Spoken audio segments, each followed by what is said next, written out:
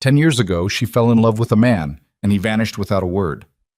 10 years later, that same man walks into the conference room of the restaurant where she works, as the new boss. But what stunned her wasn't his appearance. It was a truth she never expected. He hadn't left her. He had bought the entire building, just to find her. Please like and comment with the city you're viewing from, so I know how far this story has progressed. The morning it all came apart, Lena Whitmore was standing in the dry storage room counting wine inventory with a pen that kept running out of ink. She scratched the ballpoint across her wrist twice, got a faint gray line, and wrote the number anyway. Chateau Margaux, 2018, 11 bottles. She moved to the next shelf. Her back hurt. Her feet hurt worse. She'd been here since 6 in the morning, which meant she'd slept maybe 4 hours the night before. And the coffee she'd grabbed from the prep station had gone cold somewhere between the walk-in cooler and the third argument with the morning sous chef about mushroom delivery. This was her life. She'd built it deliberately, the way you build a wall, brick by brick, with intention, making sure every layer was set before you added the next. Noir House had been a wreck when she'd taken the GM position 7 years ago. Chronic turnover, a kitchen that ran on chaos, front-of-house staff who treated guests like interruptions. She'd fixed it, not elegantly, not without casualties, but she'd fixed it, and somewhere in the process the restaurant had become the thing that held her together instead of the other way around. She didn't have much else that did that job anymore. She scratched the pen against her wrist again and kept counting. The call came at 8:47. Marcus, her assistant manager, knocked twice on the storage room door before opening it, which meant he already knew she wasn't going to like what he had to say. "Ownership meeting," he said. "Main dining room, 9 o'clock. Lena looked at him over the rack of Burgundy. "We had one last month." "This is a different kind." She waited. "We got sold," Marcus said. He kept his voice flat, but his jaw was doing something tight and controlled. "The sale finalized yesterday. Nobody told us because the acquisition team wanted it quiet. Apparently the new owner wants to introduce himself in person." Lena set down her clipboard. The pen rolled off the shelf and hit the floor, and neither of them picked it up. "Who bought us?" she asked. "DeLuca Capital," Marcus said. "Adrian DeLuca." The name hit her somewhere below the sternum, in the soft place where she used to keep things she'd trained herself not to touch. She breathed through it, kept her face even, looked at the wine racks like they were suddenly very interesting. "Okay," she said. "You know who that is?" "Everyone knows who that is." She picked up her clipboard. "Give me 10 minutes. I'll be there." She waited until Marcus closed the door before she let herself lean back against the shelving unit and press her knuckles against her mouth and stand very still for exactly 30 seconds. Then she straightened up, smoothed her blazer, and went to wash her hands. Adrian DeLuca had made the covers of Forbes, Bloomberg, and the New York Post in the same calendar year, which was a feat that required being simultaneously excellent at business and capable of making powerful people uncomfortable enough to print stories about. The financial press loved him for the returns. The gossip columns loved him because rumors followed him the way weather follows low-pressure systems, relentlessly, inevitably, with the suggestion of serious damage ahead. The other stories, the ones that ran in certain papers downtown, buried deep, sourced anonymously, were about the other side of the DeLuca name, the side his grandfather had built and his father had expanded, and that Adrian had allegedly restructured into something cleaner and more dangerous than either of them had ever managed. Lena knew all of this because she'd spent 10 years making herself know it from a safe distance, the way you monitor a hurricane on a radar screen. Present. Aware. Far enough away that it can't touch you. Except now it was standing in her dining room. She heard the voices before she reached the archway, the low collective murmur of her staff assembled. 30-odd people who trusted her to tell them things were going to be fine, even when she wasn't sure they were. She paused at the threshold and let herself look before anyone saw her. He was standing at the head of the room with his back partially turned, speaking to a man in a gray suit whose entire posture communicated legal department. Adrian was taller than she remembered, or maybe she'd just been young enough last time that she'd measured differently. His hair was darker than she would have expected for 38, cut short, no vanity in it. He wore a charcoal jacket that cost more than most of her staff made in a month, and wore it like he'd forgotten he put it on. Then he turned. Their eyes met across 40 feet of polished hardwood and 10 years of silence. Lena didn't move. Neither did he. The man in the gray suit kept talking and Adrian let him, but his attention had stopped. Everything in him had stopped, with the specific quality of stillness that belongs to people who've trained themselves not to show what they feel in rooms full of strangers. She recognized it because she'd learned it from him. She walked to her usual position, left side of the room, near the server station, and stood there with her clipboard and her flat expression and her heart doing something she hadn't given it permission to do. "Thank you all for being here," the man in the gray suit said. His name was Calloway, she'd learn later, and he was the kind of lawyer who had practiced saying things in rooms like this so many times the words had stopped meaning anything. DeLuca Capital is proud to announce the formal acquisition of Noir House, effective as of yesterday morning. Mr. DeLuca wanted to be here personally to assure the team that there are no immediate plans for structural changes. What does that mean exactly? It was Danny from the bar, and he asked it the way Danny asked everything, directly, without apology, with the specific energy of someone who'd been through ownership changes before and hadn't enjoyed them. "No immediate. Like, give us a time frame." Calloway started to answer. Adrian spoke instead. "It means I'm not here to gut the place." His voice was lower than she remembered, measured. He wasn't projecting for the room, he was just speaking, and the room happened to go quiet to accommodate it. "You have good people here. The numbers on retention and guest return rates are better than anything else I've looked at in this sector. I'd be an idiot to blow that up." A few people relaxed.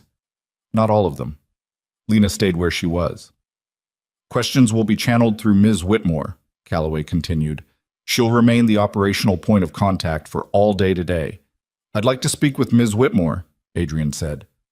"After this, if she's available." The room didn't quite turn to look at her, but it shifted. The atmospheric pressure of 30 people collectively not looking was its own kind of attention. "I have inventory to finish," Lena said. Silence. "Tomorrow then," Adrian said. He said it like a fact, not a question. "My office, 10 o'clock. She looked at him directly for the first time since he'd walked in. The 10 years showed up close, not in obvious ways, but in the way a face rearranges itself around the things it's carried. There were lines around his eyes that hadn't been there before. Something in his jaw had hardened that had nothing to do with age. "I'll check my calendar," she said. She left before Calloway finished the meeting. The week that followed was the strangest of Lena's professional life. And that was a high bar because she'd once managed a New Year's Eve service where the executive chef had a breakdown between the fish course and the entree, and she'd plated 47 plates of duck confit herself in 11 minutes. On Monday, she arrived to find the prep kitchen's ventilation system had been approved for full replacement, something she'd submitted a facilities request for 8 months ago and been told twice was outside the budget. The approval had come through over the weekend, signed by DeLuca Capital's operations division, allocated as a capital improvement, no cost to the restaurant's operating account. On Wednesday, she received a call from the HR benefits coordinator. Her health insurance, which had been a catastrophic coverage-only plan since the previous ownership cut costs 18 months ago, had been upgraded. Full coverage. Retroactive to the first of the month. On Thursday, she found out through Marcus that the 2 back-of-house staff members, whose positions had been listed for elimination, a decision she'd been fighting against for 3 months, had instead been reclassified as permanent, with a salary adjustment that put them above market rate. She stood in her office with that piece of paper in her hand and stared at it for a long time. None of it made sense. DeLuca Capital was an acquisition firm. They bought distressed assets, restructured them, sold at margin. Noir House was profitable, but only modestly, and the improvements being made didn't follow any restructuring logic she could identify. You didn't fix ventilation systems and upgrade employee benefits when you were planning to flip a property. You did that when you intended to stay. She called the acquisition contact at Calloway's firm and asked for the original deal documents. She was told they'd been provided to the previous ownership group. She called the previous owner, Gerald Park, who had sold the restaurant in what he described as a remarkably fast and clean transaction. They came in with an offer that was above market, Gerald said, with the vaguely dazed quality of a man who still wasn't entirely sure how it had happened. Full ask, cash, no contingencies. I figured they knew something about the market I didn't. Did they say why they wanted this specific property? Lena asked. Gerald thought about it. They said someone had flagged it as an interesting opportunity. I assumed it was the location. After she hung up, Lena sat at her desk and thought about that for a while. Then she went to her filing cabinet and pulled the folders she kept for performance reviews and cross-referenced the dates of every operational improvement request she'd submitted in the past 18 months. She laid them out on her desk. Then she laid next to them the list of improvements DeLuca Capital had already approved or implemented in the past 6 days. They matched every single one. Not the location, not the P&L projections, not the market positioning. Someone had flagged her. She was still sitting with that thought at 11:15 that night when her phone rang. Unknown number. She almost let it go to voicemail. Something made her answer. You didn't come to the meeting, Adrian said. She'd forgotten she'd told him she'd check her calendar. She also hadn't checked her calendar. I was busy, she said.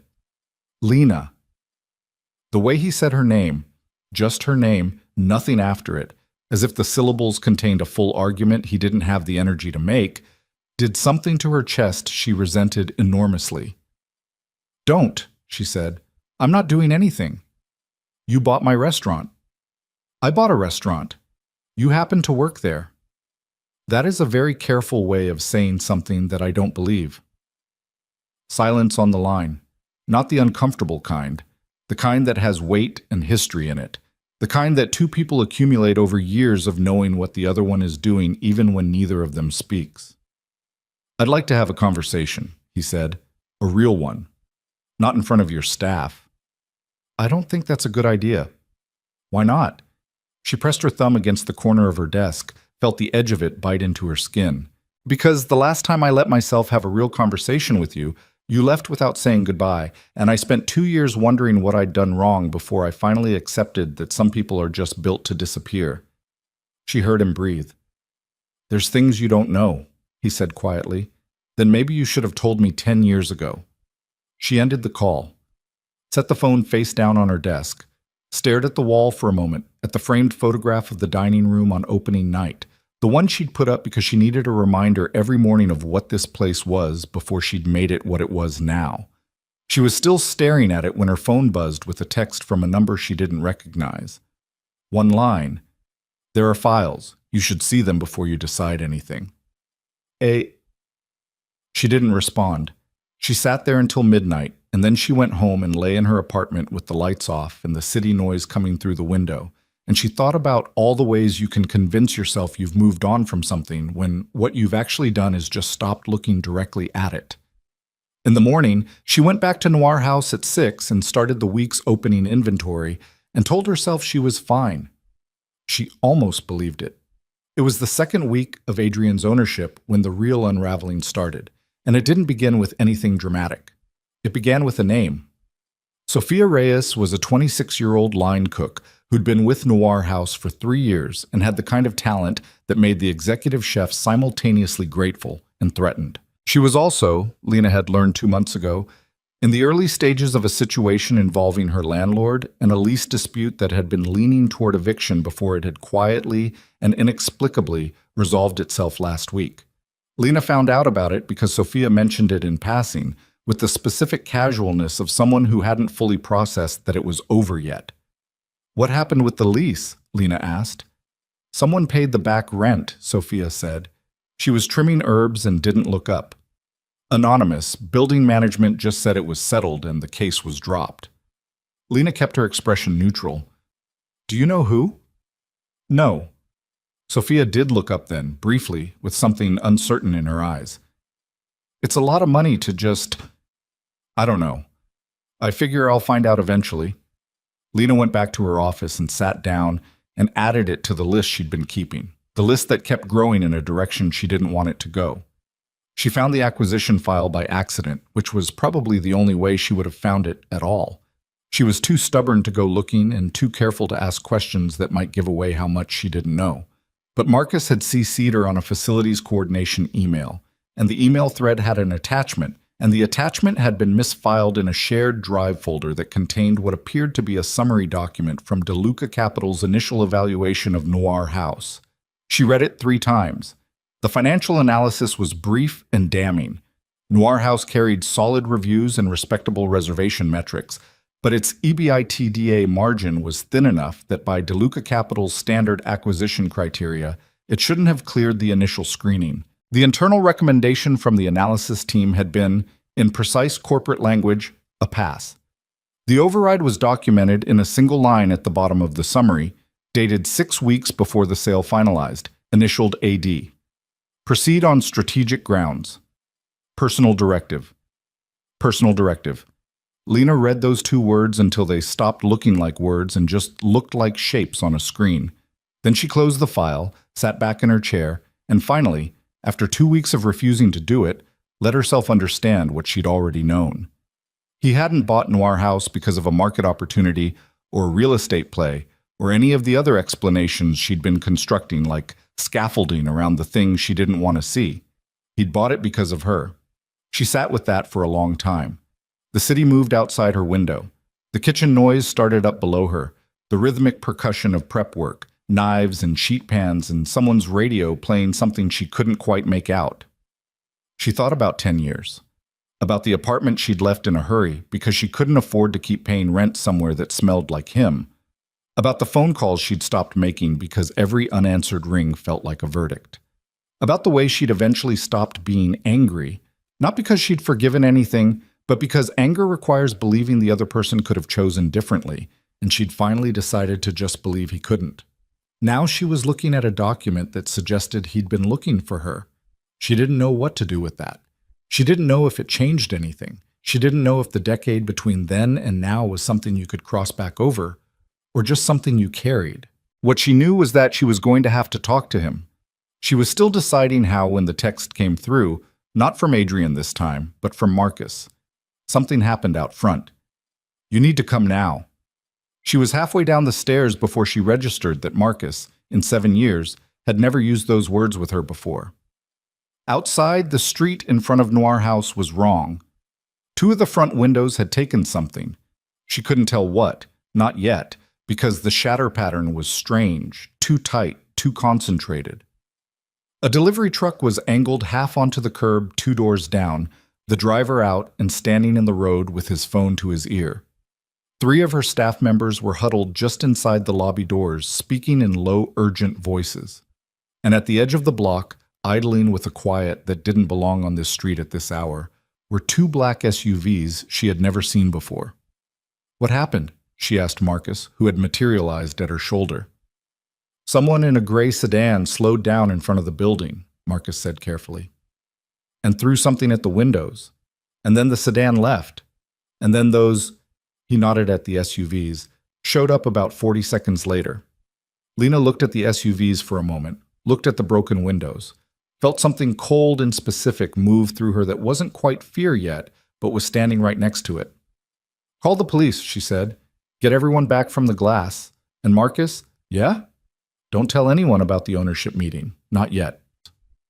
She was still standing there, watching the SUVs, when the passenger window of the nearest one lowered 3 inches and a man in a dark jacket looked at her with the flat professional attention of someone whose job was to watch for threats, and found her instead. Her phone rang. Adrian. She answered it. Go back inside, he said. No greeting. No explanation. The background on his end was engine noise and terse voices. Right now, Lena. Back inside and away from the windows. Tell me what's happening, she said. Inside first. Adrian, please. A single word stripped of everything except the thing underneath it, the thing she'd spent 10 years trying to forget existed. Please go inside. She went inside. And somewhere in the 3 minutes it took her to walk back through the lobby and up the stairs to her office. She understood that whatever version of her life she'd been living for the past 10 years, the careful version, the safe version, the version where she stayed behind her wall and counted wine inventory and pretended the past was finished with her, that version was over. She just didn't know yet what was coming instead. She stood at her office window for 11 minutes after Adrian's call ended, watching the 2 black SUVs idle at the curb below like punctuation marks at the end of a sentence she hadn't finished reading yet. The police came, took statements, photographed the broken windows. A detective named Garza, who had the specific tiredness of someone who'd filed too many reports in too many years, asked her if Noir House had received any threats recently. She told him no, which was technically true and practically meaningless. He gave her a card and told her they'd follow up, and she nodded and knew they wouldn't find anything. The SUVs were gone by the time the patrol cars left. She hadn't seen them go. Marcus came up at 7:30 with a cup of coffee she didn't ask for and set it on her desk without comment, and then stood near the door with his arms crossed, which was his version of waiting. "The kitchen crew is rattled," he said finally. "Danny's talking about looking for something else. Tell Danny his job is safe." "You sure about that?" She looked at him. Marcus had been with her for 4 years, which meant he'd been through 2 ownership changes, 1 kitchen fire, and the summer the air conditioning failed for 6 weeks during a heat advisory. He was the most dependable person she'd ever employed and the only one who asked her real questions. "No," she said. "But tell him anyway." Marcus nodded once. "The new ownership sent a facilities crew this morning. About the windows." "Already?" "Showed up an hour after the police left. Had the replacement glass measured and ordered by 8. He paused. Fast response time for a Sunday. She picked up the coffee. It was too hot, but she drank it anyway. "I know." "Lena." He waited until she looked at him. "What's actually going on?" She thought about the acquisition file, about personal directive, about Adrian's voice on the phone, stripped of its armor, saying please like the word cost him something. "I'm working on figuring that out," she said. "Give me a couple of days." He left without pushing it, which was one of the reasons she trusted him. She called the number Adrian had called from. It rang 4 times and went to a voicemail that didn't have his name on it, just a tone. She didn't leave a message. She sat at her desk and opened her laptop and pulled up everything publicly available on DeLuca Capital's acquisition history for the past decade. 47 properties. Restaurants, commercial real estate, 2 mid-sized hotel chains, a shipping logistics company in New Jersey. Every acquisition had a clear financial logic behind it. Location, market positioning, asset value, turnaround potential, everyone except this one. She closed the laptop at 9:15 and went home and lay on her bed in her coat and stared at the ceiling until she fell asleep somewhere around 2 in the morning. He was at the restaurant when she arrived at 6. Not inside. He was standing on the sidewalk in front of the newly boarded windows, hands in his jacket pockets, watching the street with the specific quality of attention that didn't belong on a quiet Monday morning. He wasn't looking at his phone. He wasn't doing anything except standing there like he'd been there a while and didn't plan to leave until he'd seen what he came to see. Lena stopped 6 feet away. "You're here early." "I didn't sleep."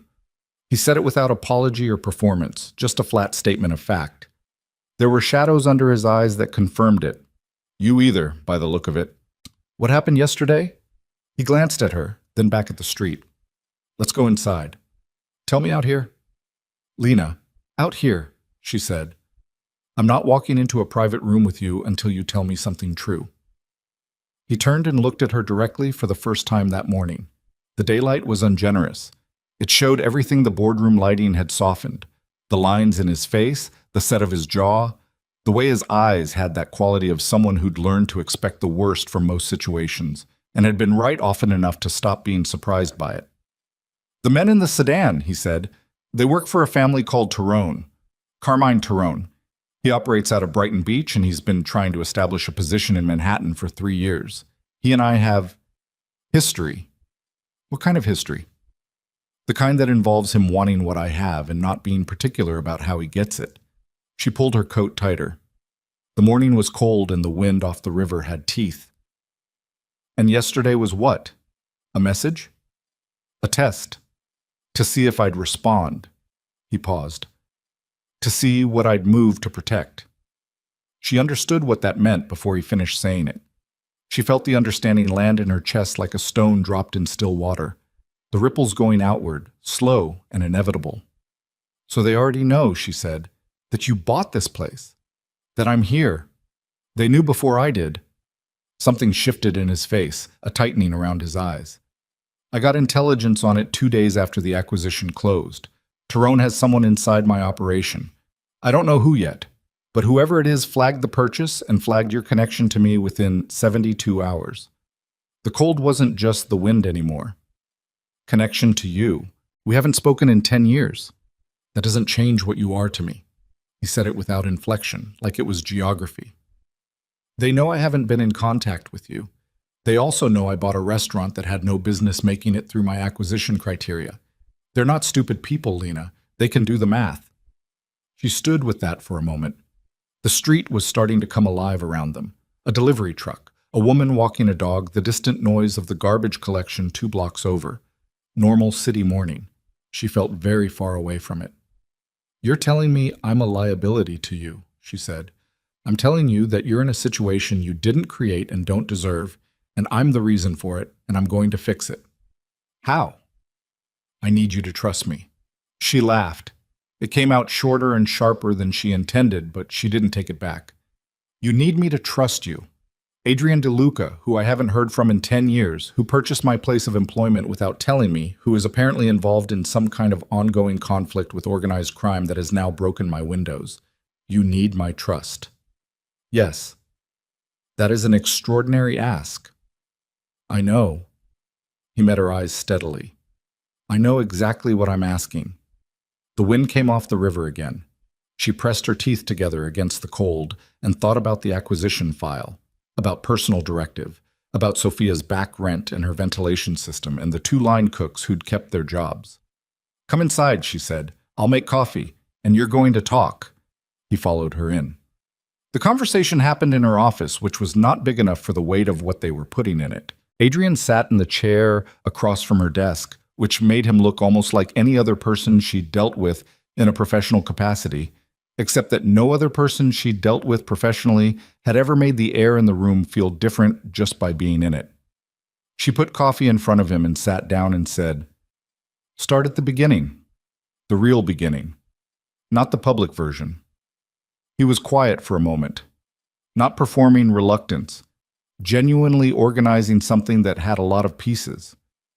My father, he said, when I left 10 years ago, it wasn't a choice I made, not the way you understood it. You were there on a Thursday, she said. You were gone Friday morning. No call, no note, nothing.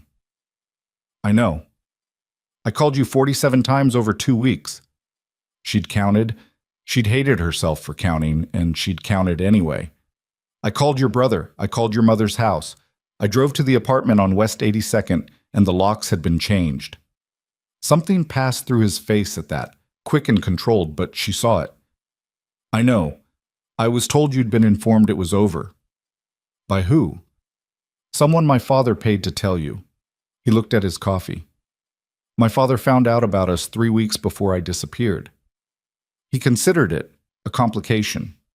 You were a civilian. You had no connections, no leverage, no understanding of what the family was involved in. To him, that made you dangerous. Not because of anything you'd do intentionally, but because of what could happen to you if the wrong people found out you mattered to me. Lena's hands were very still on the desk. What did he do? Adrian looked up. He gave me a choice. End it, visibly, completely, in a way that convinced every associate and every rival that you were nothing to me, or he would make you disappear permanently so that there was nothing to threaten. The room was quiet. Below them, the kitchen was starting up, the first sounds of prep work. She could hear Danny's voice, something about the cooler temperature. He would have killed me, she said. Yes, and you believe that. I watched him make that same calculation about 2 other people before I was 25. His voice didn't change. That was somehow the worst part of it. He didn't threaten. He calculated. He'd already decided. The only variable was what I did next. She breathed in slowly, let it out. So you left. So I left. I let you believe what you needed to believe. And I put 2 men on you for the next 18 months to make sure nobody from my father's world came near you. He paused. And then I went back to New York, and I became what my father needed me to be, because as long as I was useful to him, he left you alone. Lena sat back in her chair. She was aware of her own heartbeat in a way she normally wasn't. The investigators, she said, you said you'd been looking. From the day I left.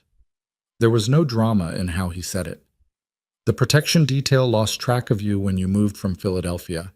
I'd given them instructions to watch, but not to interfere with your life. I didn't want them near enough that you'd notice them or feel followed. When you moved, they missed the window. Something crossed his face. It took me 11 months to accept that I didn't know where you were. And then another 8 years of looking. 8 years. I hired 4 different firms, followed leads to Atlanta, to Portland, to a woman in Denver who turned out to have the same name and roughly the same age. He said it evenly, but there was something under it, something compressed. Someone in my position has access to resources most people don't. I used all of them for 8 years. She thought about all the nights she'd spent in cities that weren't home, building something from nothing, telling herself she was free, telling herself she was better off. All those carefully constructed mornings, counting wine inventory and managing staff schedules, and deciding that this was enough, this was good, this was a life. And then someone saw me, she said, a journalist, did a piece on New York's restaurant culture. He'd been living in Chicago, came back, did a dining circuit, photographed the front of house at Noir House for a background shot, published it in a trade piece 6 months ago. The muscle in his jaw moved. One of my people was doing a routine media sweep, saw your face, called me. 6 months ago. The acquisition took 4 months to negotiate and close. Gerald Park is deliberate. She almost laughed again, but it didn't come out this time. You spent 4 months buying a restaurant to find me. I spent 4 months making sure I could get to you without anyone in my world knowing why. Because if they knew why, the same problem my father had 10 years ago becomes the same problem again. He looked at her directly. Except that my father is dead. And the man who currently has the most reason to use you against me is Carmine Tyrone, who found out anyway. She pressed 2 fingers to her temple. Because of the leak inside your operation. Yes. Which you haven't identified. Not yet. She looked at him across her desk, this man who had been the shape of a wound in her for 10 years, and tried to reconcile the story she'd constructed with the one he was telling her. The two didn't fit cleanly. They never did. People's real stories almost never mapped onto the ones you built around their absence. I need time to think, she said. I know. I'm not asking you for anything except I need you to stop doing things for me, she said. The benefits. Sophia's rent, the ventilation system. Stop making decisions about my life without asking me. He was quiet for a moment. Those weren't about controlling your life. I know what they were about, and I'm telling you to stop. She held his gaze. I'm not a problem you get to solve from a distance, Adrian. I'm not a project. If you want to have a conversation about what this is, whatever this is, then we're going to have it like 2 people who are both standing up, not like someone in a tower and someone who doesn't know they're being watched. The muscle in his jaw moved again. Fair. That's the first condition. What's the second? Tell me who you think the leak is. Something shifted in his face, sharp and quick. Why? Because I run a restaurant with 31 employees and at least one of them came to your attention through an anonymous tip, and I want to know if you think the vulnerability is inside my house. He looked at her for a long moment. It's not your staff. The intelligence that reached Tyrone was operational. Acquisition timelines, security rotations, that's not something your people would have access to. But you're not certain. I'm rarely certain about anything. I operate on probability. How probable is it that those men come back? He didn't answer immediately, and his not answering immediately was its own answer. Adrian, hi, he said. If Tyrone believes you're significant to me, and the window was a test, which means he's in the process of confirming what he suspects, then yes, high probability. Lena looked at the photograph on her wall. Opening night, the dining room full of light. So what do you propose? She asked. Let me put security on the building. Discreet. Your staff won't notice the increase. And me? He met her eyes. I'd like you somewhere safer while I work the problem on my end. The estate in Westchester. No. Immediate. No hesitation. Lena, I am not disappearing into one of your safe houses while you work the problem. She felt the edge in her own voice and didn't soften it. That is not a compromise I'm willing to make. This is my restaurant. These are my people. I am not running. He breathed out slowly, something that wasn't quite frustration but lived in the same neighborhood. You're difficult. I'm consistent. There's a difference. She stood. Security on the building? Fine. I want to know who they are and how to reach them. Anything that happens to Noir House or my staff, I hear about directly. Not through Marcus, not through Calloway. Me. She extended her hand across the desk. Agreed? He looked at her hand, looked at her face. Something moved through his expression that she couldn't fully name. Too many things at once, too compressed. He stood and took her hand. His grip was steady and warm, and she let go of it too quickly and pretended not to notice that she had. The next 4 days were almost normal, which was worse in a way than things being obviously wrong. Normal gave her space to think. Thinking meant replaying the conversation in her office until she'd worn grooves in it, examining every piece of what he'd told her for the place where it might not hold, where the story might develop cracks that would show her something different underneath. She didn't find any. That was its own kind of unsettling. She ran the restaurant. She did her inventory and managed her staff and handled a Thursday dinner service that was 2 reservations short of capacity, which was fine. She kept her eyes on the dining room the way she always did, and she noticed the 2 men in the bar area who nursed single drinks for the entire service and watched the door and were definitely not there for the food. And she didn't say anything about it because she'd agreed to security, and those were security. She also noticed, on Wednesday evening, the gray sedan. It was different from the one Marcus had described. This one was older, a domestic make, parked across the street and down half a block. It was there when she arrived at 6:20, and it was still there when she left at 11:40. She wrote down the plate number. She didn't call Adrian, not that night, because she was still deciding what she was and wasn't going to need from him, and calling him because she was frightened felt like a concession she wasn't ready to make. She called him Thursday morning. The plate is registered to a shell company in Queens, he said, with the flat speed of someone who'd already run the check. I know about the car. You've been watching the block. Yes. I appreciate the warning, she said, and didn't bother keeping the dryness out of her voice. I was going to tell you tonight. I wanted to confirm the connection first. And? It connects to Tyrone's operation through 2 intermediaries. They're running surveillance, which means they've moved past testing, she said. She was standing in the dry storage room again, the same place she'd been when Marcus told her about the ownership change, 2 weeks and a lifetime ago. They're planning something. Yes. She pressed the back of her hand against the cold metal of the wine rack, let the chill run up her arm. How long do I have? I don't know. I'm working on the leak. If I can find who's feeding them information, I can cut off their visibility into my movements. That limits their ability to plan anything coordinated. And if you don't find the leak first? He was quiet for a moment. Then we manage it as it comes. That's a terrible answer. It's an honest one. She pulled her hand away from the rack. Your accountant, she said. What? Your financial advisor. The one who handles the DeLuca Capital accounts. She'd been turning it over since Wednesday morning when she'd been going through the operational expenses and noticed an anomaly in the facility's billing, an invoice that had been processed through an account number she didn't recognize, then corrected an hour later by someone with administrative access. It was the kind of error that happened when someone was using a system for 2 different purposes at the same time. What's his name? Silence on the line, long enough to mean something. Why? Adrian asked. I was going through the facility's billing for the window repair. There was an account routing error that got corrected manually. Administrative access, your systems, corrected at 11:15 on a Sunday night.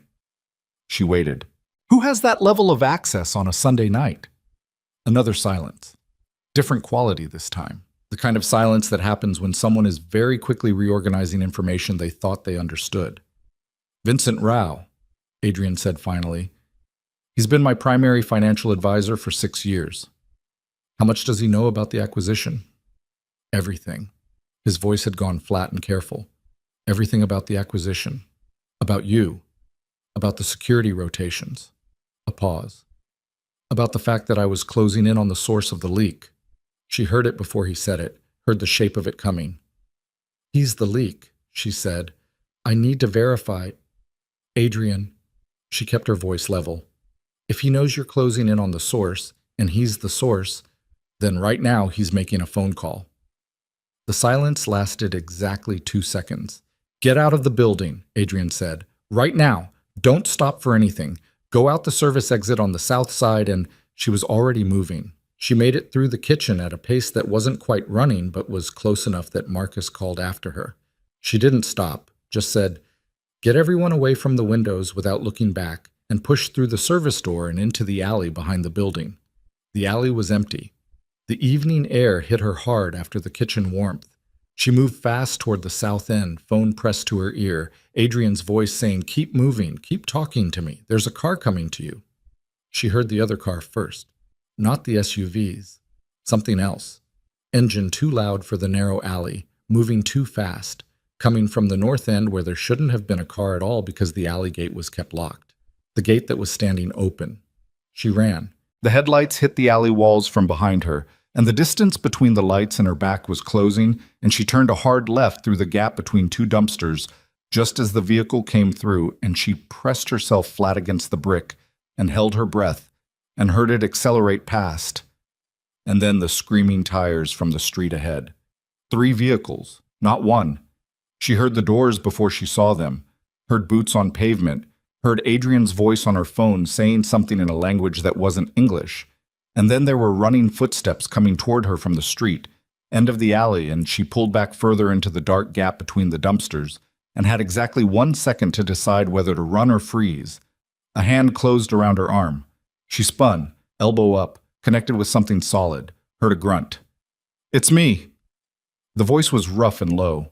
A man she didn't recognize. Early 40s, dark jacket, the specific economy of movement that belonged to people who operated in dangerous spaces. Mr. DeLuca sent me. Come with me right now. She looked at him, at his face, at his hands, at the way he was positioned between her and the alley entrance. Then she heard the sound from the north end of the alley. Not the car, something else, closer and worse. She went with him.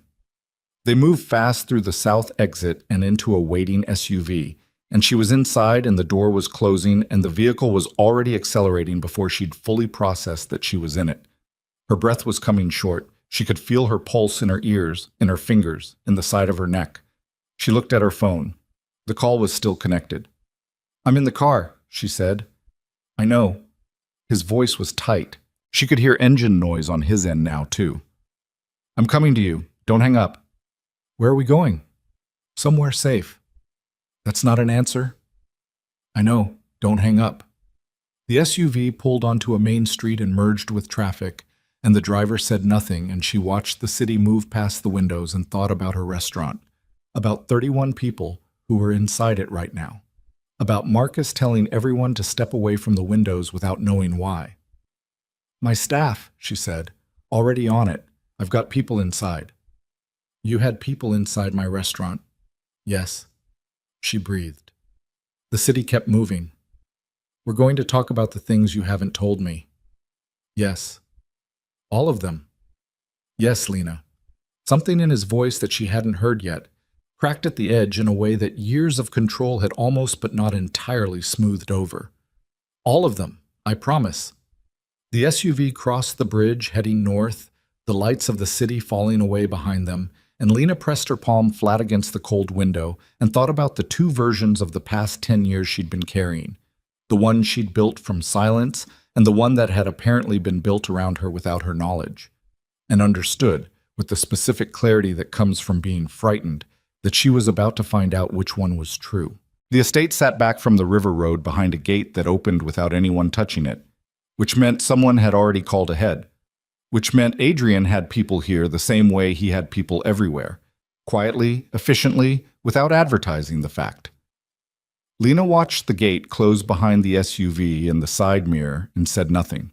The house was large in the way that old money is large, not ostentatious, just permanent, built from stone that had been here longer than anyone currently alive had been making decisions. The kind of structure that assumed it would outlast whoever occupied it.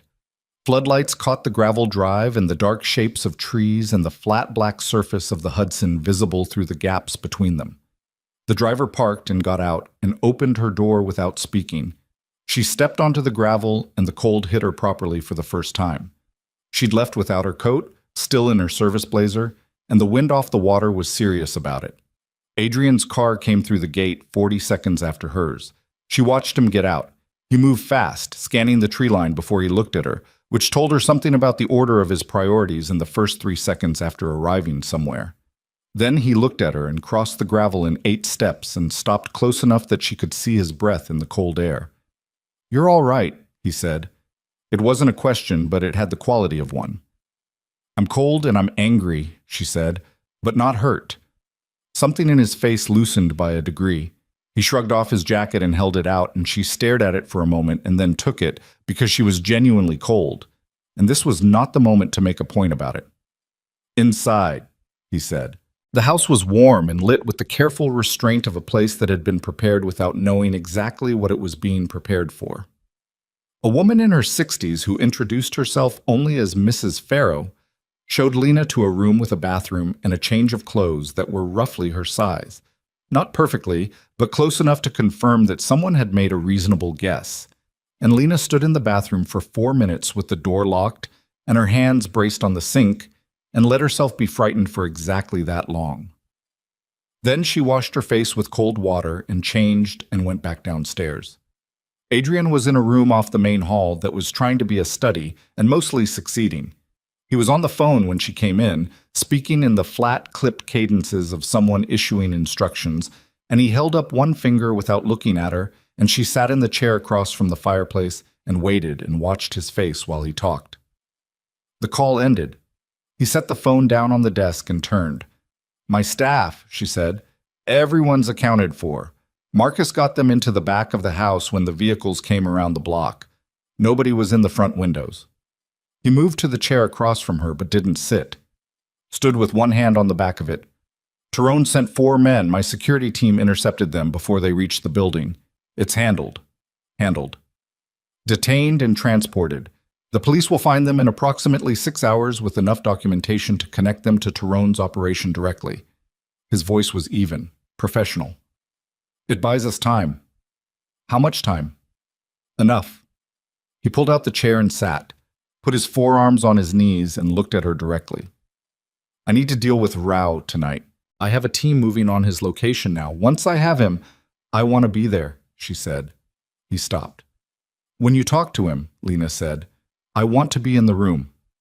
"That's not—" "You said all of them. All the things you haven't told me." She held his gaze. "You made a promise 40 minutes ago in a car. I'm collecting on it." He studied her for a moment. "It won't be a pleasant conversation." "I didn't think it would be." Something moved across his face. Not quite respect, or not only respect. Something more complicated than that, with more history in it. "Okay," he said. They waited. The call came at 12:47. Rao was at his apartment on the Upper East Side. Adrian's team had him. They were bringing him here.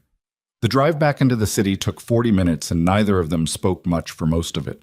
At some point, she became aware that her hands were cold, and she pressed them together in her lap, and Adrian noticed, in the peripheral way he seemed to notice everything, and turned the heat up without being asked. Small gesture. She filed it away with the other ones. Vincent Rao was 51 years old and had the kind of face that had probably been trustworthy for most of his life. Soft around the jaw, unremarkable eyes behind wire-rimmed glasses, the comfortable build of someone who ate well and worried about other people's money for a living. He was sitting at the table in a room on the estate's ground floor when they brought Lena in, his wrists zip-tied loosely in front of him, and he looked at her with an expression she couldn't immediately categorize. Not frightened, not defiant, something else, almost relieved. That was the first wrong thing. Adrian came in behind her and closed the door. One of his men, the same one from the alley, she recognized the economy of movement, stood near the wall and said nothing. "Vincent," Adrian said. Rao looked at him. "I expected this 2 days ago," he said. His voice was steady, conversational, like they were having a scheduling discussion. "When you started pulling the routing records." "Then you understand why you're here." "I do." Rao glanced at Lena, then back to Adrian. I'm not going to pretend it wasn't me. It was. I've been providing operational information to Carmine Tyrone's people for approximately 14 months. Lena watched Adrian's hands. They didn't move. His face didn't change. But she'd spent the last 3 days studying his tells, and she saw the way the muscle in his right forearm went tight against the cuff of his shirt. 14 months, Adrian said. Yes. The Reinhold deal. Yes.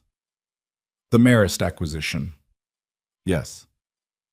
The security rotation changes, the acquisition of Noir House. A pause. The fact that Lena Whitmore was here, that she was significant. Rao's jaw shifted. Something moved through his expression that was the closest thing to discomfort he'd shown. Yes. Lena's voice came out flat and cold and surprised her with both qualities. Why? Rao looked at her again. This time he didn't look away. Because Tyrone had information I needed him not to use, he said. About a transaction 12 years ago. Something I did before I came to work for Adrian's organization. He pushed his glasses up with 2 zip-tied hands, the gesture so ordinary it was almost absurd. I've been paying a debt I can't get out from under. Every piece of intelligence I gave him reduced what I owed, except the debt never actually reduced. That's how these things work eventually. You traded her safety to cover your exposure, Adrian said. I traded operational information. I didn't know how far he'd take it. You knew he'd take it somewhere. Adrian's voice hadn't changed in pitch or pace, but it had the quality of something very still before it moves. You've been doing this for 14 months. You watched him test the situation. You saw what he sent to the restaurant 2 weeks ago. Rao was quiet. You saw what happened tonight, Adrian said. You made a call that put her in an alley with 4 of Tyrone's people coming around the block. I made a call I couldn't not make. For the first time, Rao's voice changed. Not loud, not dramatic, just stripped of the professional steadiness, down to something raw under it. I have a family, Adrian. I have a wife and 2 daughters, and Tyrone had information that would have ended everything. Everything. And you, he stopped, pressed his bound hands against the table. You of all people understand what it means to make a choice to protect the people you don't. Adrian's voice landed like a door closing. Don't finish that. Rao finished it anyway. The people you love. The room was very quiet. Lena looked at the table's surface, at the grain of the wood, at Rao's hands resting there, still. She was thinking about 14 months, about the gray sedan, about Sophia's rent being paid and the window crew showing up an hour after the police left and all those careful, invisible gestures that had been meant to protect her, and how, running underneath all of them, there had been this. A pipe open the whole time. Everything Adrian had moved to keep her safe, and the man who knew all of it had been feeding her coordinates to the people who wanted to use her. What does Tyrone know? She asked. Specifically, about me. What has he been told? Rao looked at her. Your full name, your position at Noir House, your prior relationship with Adrian, and the approximate timeline. He paused. Your apartment address. She kept her face still. My apartment address. As of 3 weeks ago, before tonight's operation, he had it. Whether he's acted on that separately from tonight, I don't know. She looked at Adrian. He was already looking at her. Already calculating something, she could see it. The specific quality of attention he got when he was moving pieces on a board she couldn't fully see. My things, she said. We'll handle it. There are things in that apartment that we'll get them. His voice was careful and certain, and she understood that careful, certain voice cost him something to maintain right now. Nobody's going near your apartment without my people there first. That's already in motion. She nodded, looked back at Rao. Is there anything else? She asked him. Anything you told them that I don't know yet? Rao held her gaze. He was, she thought, not a bad man. She believed him about the family, about the impossible position, about the debt that never actually reduced. Bad men didn't tend to look the way he looked right now, and like someone watching the full weight of what they'd done arrive in the room, too late to do anything about where it had already landed. There's a meeting, he said. Tyrone's operation. He's been consolidating. 4 other families, smaller but connected, have been in conversation about a coordinated move against DeLuca Capital's Manhattan interests.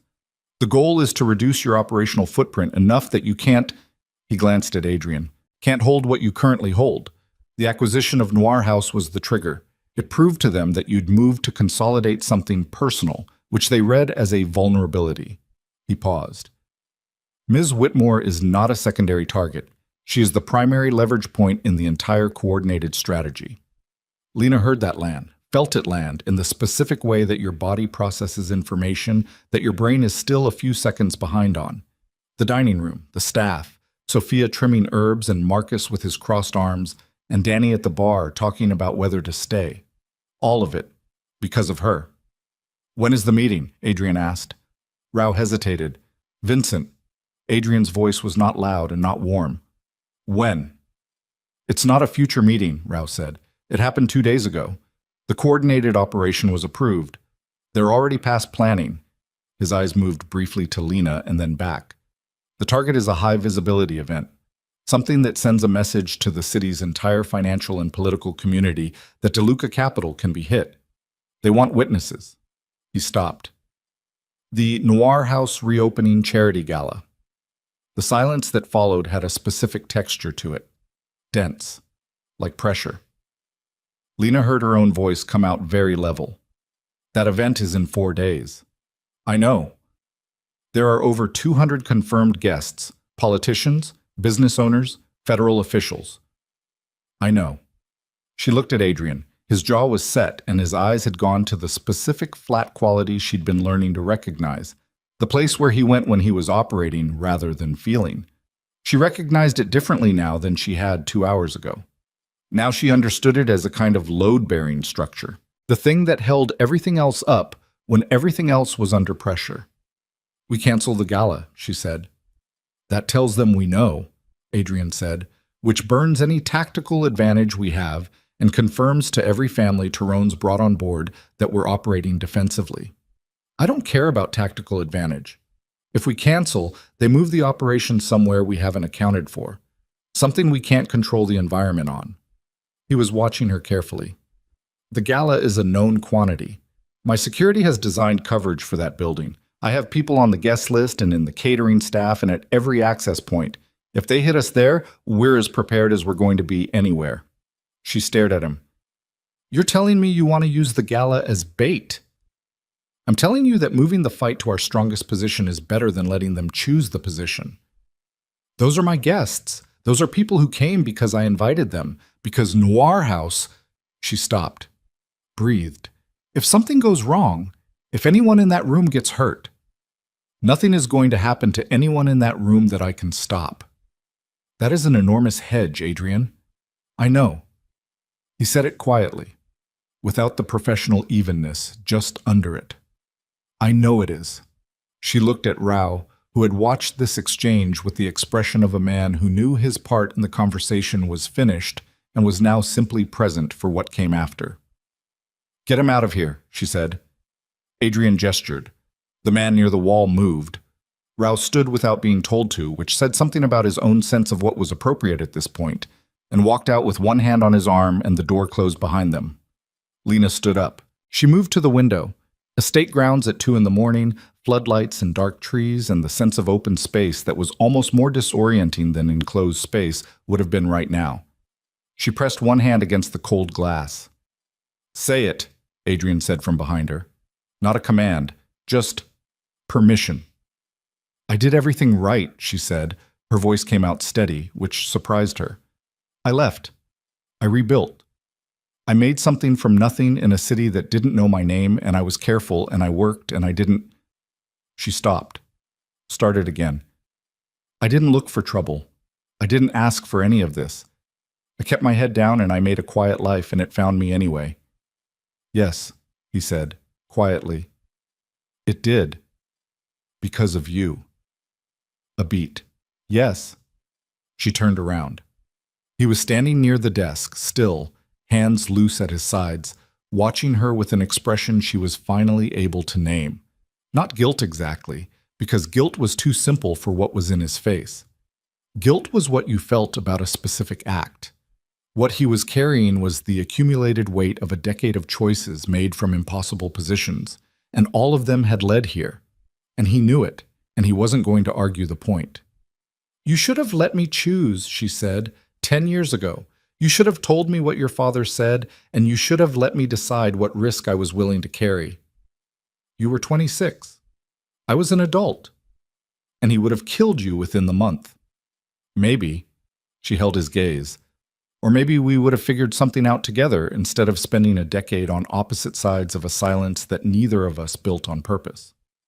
He didn't answer that, because there was no answer that didn't concede the point, and he wasn't the kind of man who conceded points he hadn't already given up privately.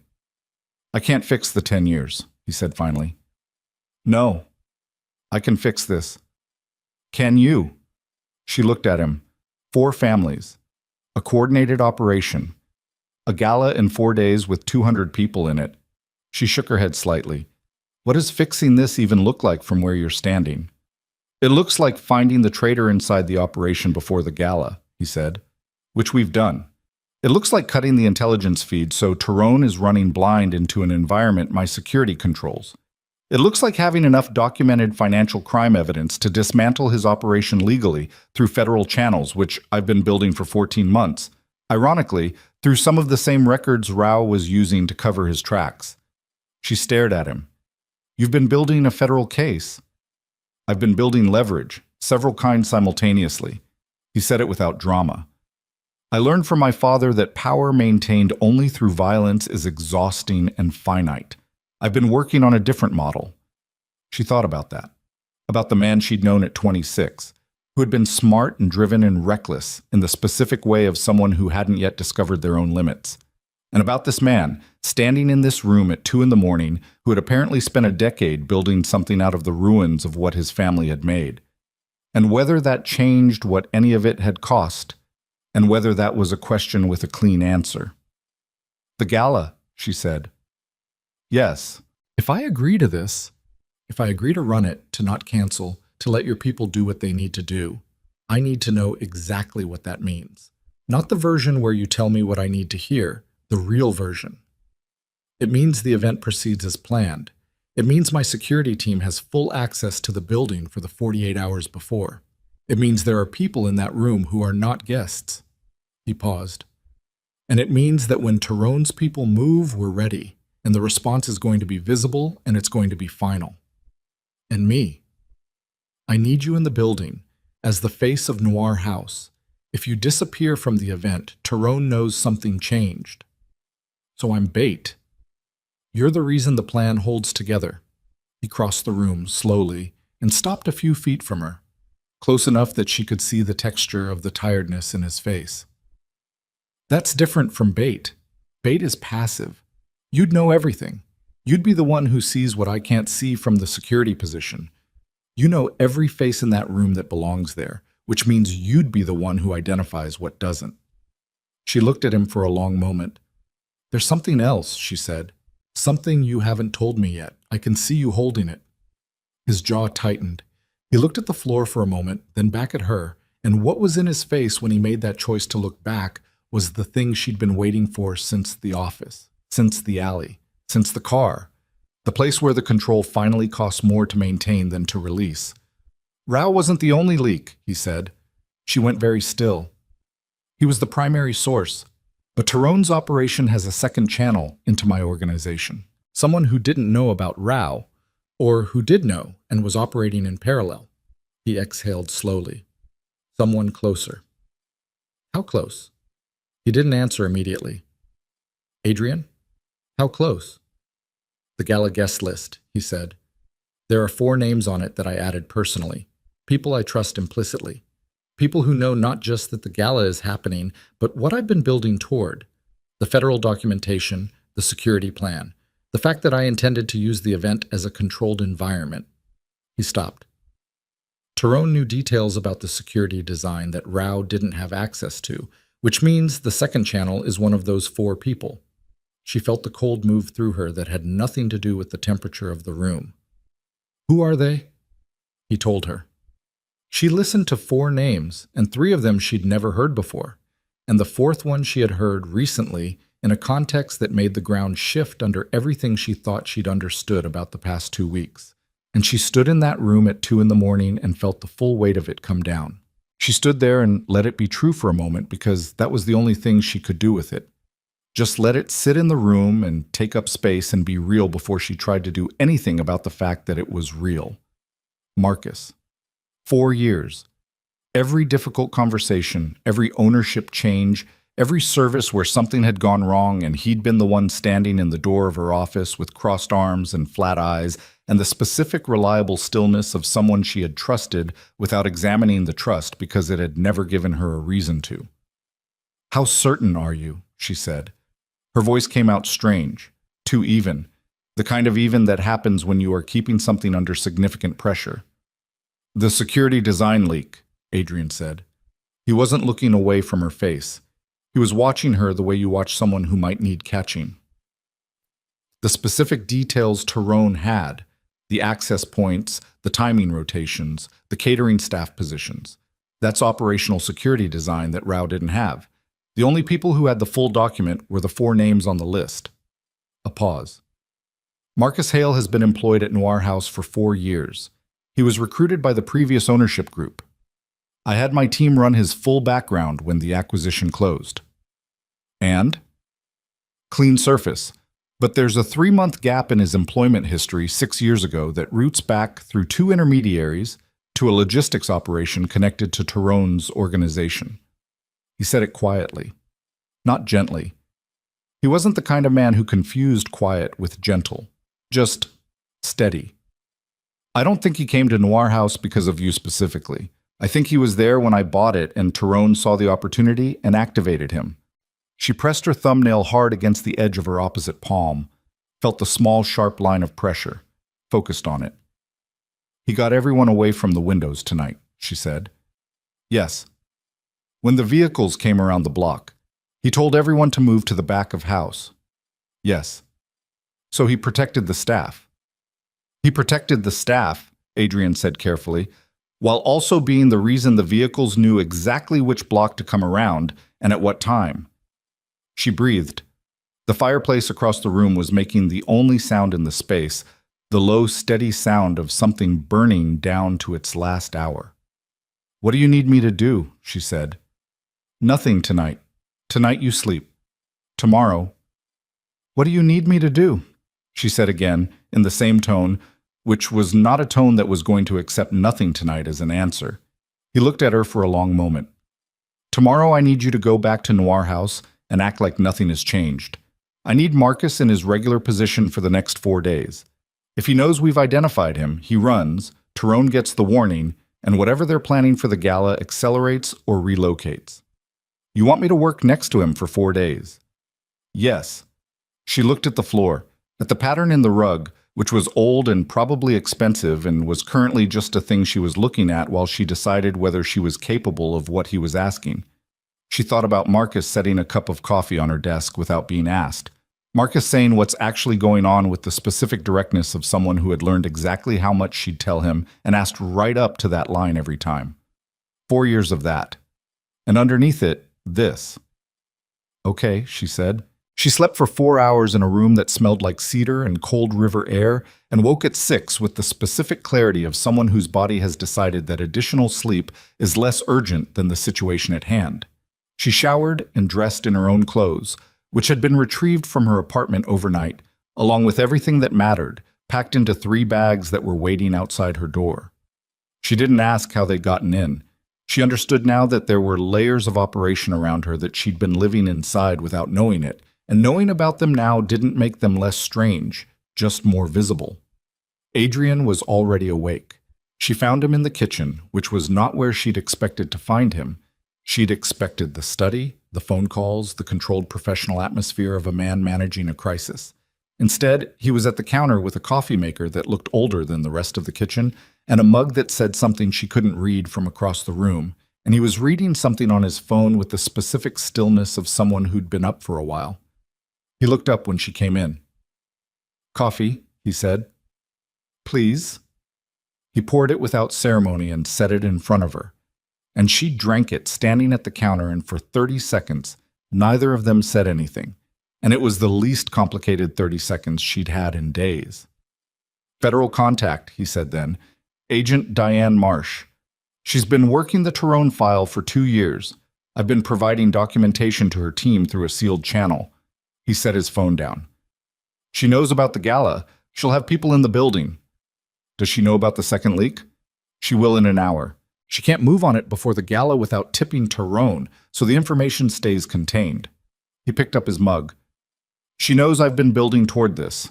She's not happy about the method, but she understands the objective." "What is the objective? Exactly?"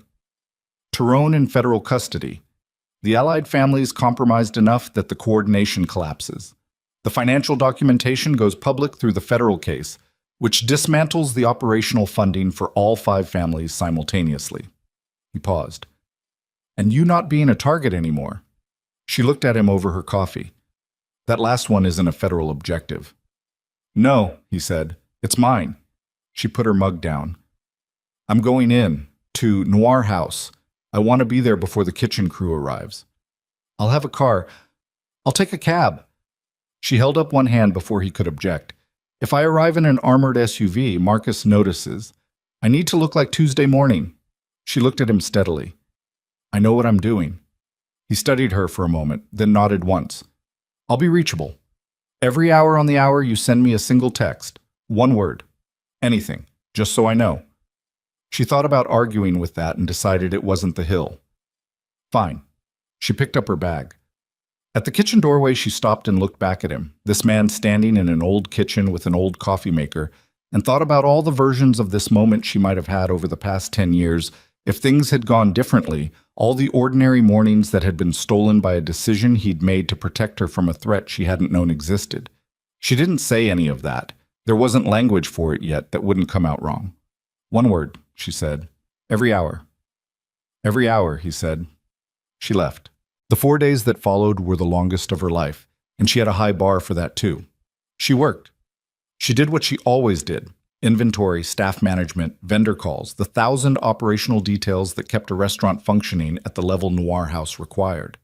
She stood in the kitchen during prep and talked to Sophia about the menu for the gala and didn't think about the fact that there were people in the catering lists who were not there for the food. She handled a supplier dispute on Wednesday morning with the flat efficiency she brought to every supplier dispute. She attended a pre-event walkthrough with the event coordinator on Thursday afternoon and walked every inch of the dining room and the private event space and the service corridors and noted, without commenting on, the subtle differences in the building's access point security that had appeared since the previous week. And every morning, every afternoon, every evening, she stood within 10 feet of Marcus Hale and managed to look like nothing in the world had changed. It was the hardest thing she'd ever done. Harder than rebuilding after Philadelphia, harder than the first winter in a city where she hadn't known anyone, harder than every night she'd spent deciding to stop waiting for a call that wasn't coming. Because those things had required endurance. This required performance. Performance at a level that couldn't slip once in front of someone who had spent 4 years learning to read her. Marcus was good at his job. That was the part she kept landing on, the part that made it most difficult. He was genuinely good, attentive to the staff, precise about operations, exactly the person she had always believed him to be in every professional dimension. Whatever he was doing for Tyrone, it hadn't made him a bad manager, and somehow that was worse than if it had. She would have caught a bad manager. She'd caught every bad one she'd ever hired within 60 days because bad management has tells. Loyalty corruption apparently had different tells, and she'd missed them for 4 years, and that was its own education. She sent Adrian 1-word texts every hour on the hour. Stable, fine, clear, running, solid. She varied them enough that they didn't look like a pattern, but kept them short enough that anyone who glanced at her phone would see nothing informative. He responded to each one within 3 minutes, which told her he was watching for them, which told her something she didn't let herself think about too directly while she was trying to maintain the performance. On Thursday night, the night before the gala, she worked until 11 and then sat in her office alone for 20 minutes and allowed herself to feel the full weight of what tomorrow was. 214 confirmed guests, politicians, finance people, community organizers, 4 federal agents she knew about, and probably others she didn't. Her dining room, her kitchen, her staff. The building she'd poured 7 years into turned into a controlled environment for a confrontation she hadn't asked for and couldn't step out of now. She picked up her phone, didn't text one word, called. He answered on the first ring. "I know," he said. Before she'd said anything, just, "I know." "Tell me it's going to work," she said. A beat. Long enough that she knew he was deciding whether to give her the reassurance or the truth. He gave her the truth. "I think it's going to work. I can't promise it will. There are variables I don't control." A pause. "But the variables I do control are as locked as I can make them. Marcus is being handled tomorrow. He'll be in the building until the moment it matters, and then my people will move him out of play before he can communicate anything to Tyrone. He'll know. When that happens, he'll know we knew." Yes, that's acceptable by that point. She pressed the heel of her hand against her eye socket.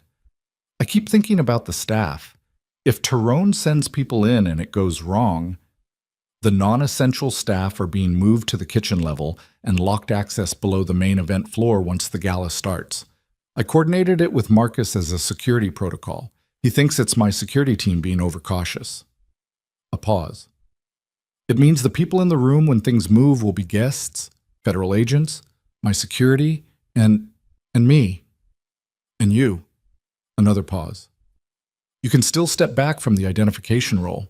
I can have my people work from photographs. Your people don't know every face in that room. I do." She sat up straight. "I've been managing high-profile events in this city for 7 years. I know every donor, every regular, every person who should and shouldn't be there," she breathed. "That's why you need me in the room. You said so yourself." "I did." "Then that's where I'll be." He was quiet for a moment. "Lena, don't." "I was going to say, I know what you were going to say. Save it for tomorrow night." She meant it to come out harder than it did. It came out almost soft, which she hadn't intended and couldn't take back. "Get some sleep." "You too." She didn't sleep much. By 5 she was up, and by 6:30 she was at Noir House, walking the space alone in the early light, the tables set and the glassware polished and everything exactly as it should look. She stood in the center of the main dining room and turned slowly and looked at what she'd made of this place and thought, very clearly, "Nobody is taking this from me." Then she went to the kitchen and started prep and waited for the world to come to her. The gala began at 7. By 7:45, the room was at capacity, and the noise level had risen to the specific pitch of a successful event. Conversation and glass sounds and the soft percussion of service, the controlled, elegant chaos that was the thing she was best at managing. She moved through it the way she always did, reading the room at the level of someone who'd been doing it long enough that the reading was unconscious. Table 4 needed attention. The bar was running low on the Barolo. Someone near the window was trying to flag down a server who was currently occupied. She handled all of it. She also watched the doors.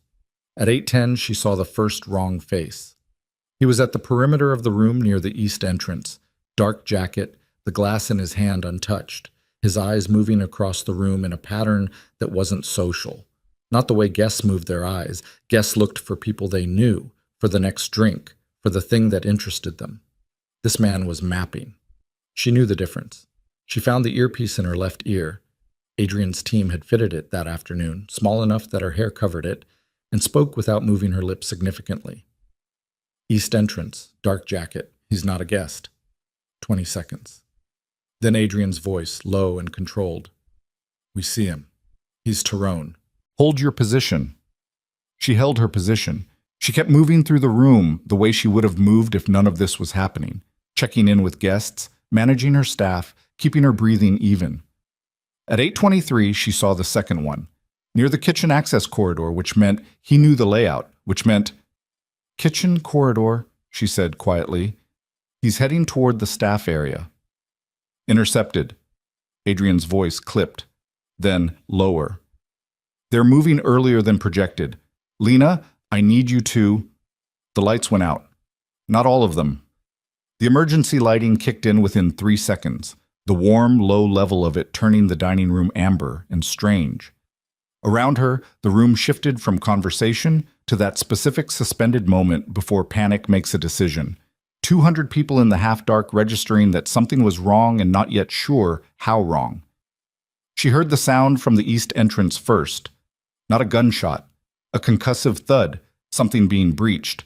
Then shouting, male voices, the sharp authoritative cadence of federal agents identifying themselves, and the room made its decision and went toward panic.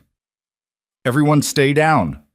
Her voice came out of her with a volume she hadn't consciously produced, hard and clear across the room, and it cut through the noise because 7 years of managing rooms had given her a voice that rooms responded to. "Get away from the windows and get down. Now." People moved. Not perfectly, not without fear, but they moved. She was already crossing toward the service corridor. "Lena," Adrian's voice in her ear, sharp. "The kitchen level. The staff. Go to the kitchen level and lock the access door. The panel code is 7741. Do it now." "I know the panel code," she said, already moving. "It's my restaurant." The service corridor was dim, and she moved fast through it, past the linen storage and the manager's station and the secondary wine storage and down the half flight to the kitchen level, and she hit the access panel and punched in the code and heard the magnetic lock engage and leaned against the door with her back to it for exactly 2 seconds. Then she turned around. The kitchen was full. Her staff, 15 people, clustered between the prep stations and the walk-in corridor. The faces that ranged from terrified to furious, to the specific blank shock of people who hadn't had enough time to process what was happening. Sophia was in the back near the reach-in, her prep knife still in her hand because she'd been working when the lights changed and hadn't thought to put it down. "Listen to me," Lena said. Her voice was steady. She needed it to be steady so theirs could be. "This door is locked, and it stays locked. Nobody goes up until I tell you. Does anyone have an injury?" Heads shaking. "No." "Good. Stay together. Stay low. Do not open that door for anyone except me or Marcus." She stopped. "Or me," she said. "Only me." She pulled her phone, texted Adrian. "Kitchen secure. Staff accounted for." His response came back in 40 seconds. "Stay there." She looked at the door, at the access panel with its green light indicating locked, at the 15 people standing in her kitchen looking at her because she was the person who knew what to do. She thought about Marcus, who should have been somewhere in the building, who Adrian's people were moving out of play, who had spent 4 years standing in her office doorway with his arms crossed and his steady eyes and his particular reliable presence, and had been, underneath all of it, oriented toward her destruction.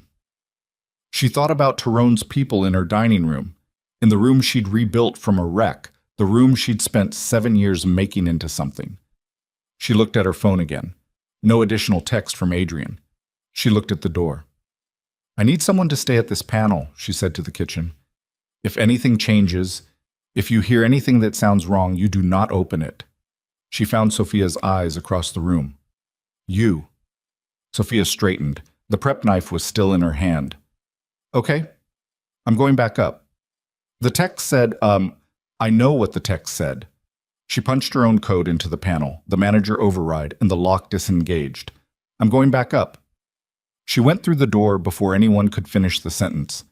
The service corridor was no longer empty. She heard them before she saw them. 2 sets of footsteps, moving fast from the north end. Not the measured pace of security, but the urgent, compressed pace of people with a purpose and a deadline. She pressed back against the wall beside the linen storage door and held her breath, and they came around the corner, and she saw the first man's face in the emergency light, and she didn't recognize him, and then she saw the face of the man behind him, and every muscle in her body locked. Marcus. He saw her in the same moment. The man in front of him didn't see her yet. He was facing forward, moving, and Marcus's hand was on his arm, and something happened in Marcus's face in the half second before the other man turned. Something she hadn't expected. Horror, not calculation, not the flat professional assessment of someone running an operation. Horror. The specific expression of a man who has just understood that the worst version of what he was afraid of has happened. The man in front turned and saw her, and his hand moved. Marcus hit him. Not a professional restraint, a full collision, shoulder into the man's chest, both of them into the opposite wall, the sound of it loud and ugly in the narrow corridor, and the man's arm came up and Marcus grabbed it, and they went down together and Lena was already moving. She didn't run. Running in the service corridor meant the north access door, which she didn't know what was on the other side of.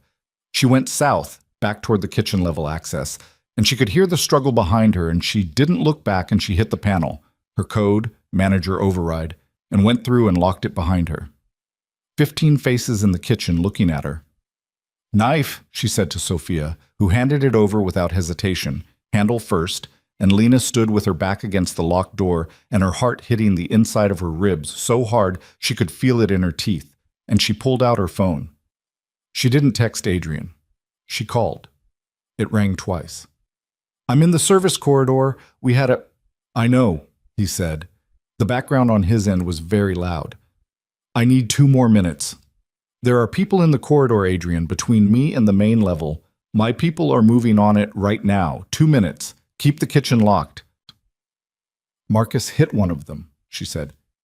"Tyrone's man. He hit him." A pause. Short. "Say that again." "In the corridor. Marcus and one of Tyrone's men. Marcus hit him. He wasn't—" She pressed her free hand against the door behind her, felt the cool metal of it. "He wasn't running the operation. He was trying to stop it." Silence on the line for 3 full seconds, which was a very long time when someone was managing an active operation. 2 minutes, Adrian said. "Don't move." She stood in the kitchen with Sophia and 14 other people and a chef's knife and the sounds of something violent working itself out above her, in her dining room, in the space she'd built from nothing, and she counted the seconds with the specific focused calm of someone who has used up all the available fear and come out the other side into something harder, and the 2 minutes felt like something longer than time. She counted anyway. Counted the way she'd learned to count during the worst services, the ones where everything was going wrong simultaneously, and the only thing that kept her functional was breaking the chaos into units small enough to manage. 1 second. 2. The sounds above her moved and changed. She could track the shape of it even through the floor and the locked door, the way you track weather through a window, by the way the light changes and the pressure shifts, and the quality of the noise tells you whether it's getting better or worse. It was getting better. She could feel it getting better the way you feel a fever break.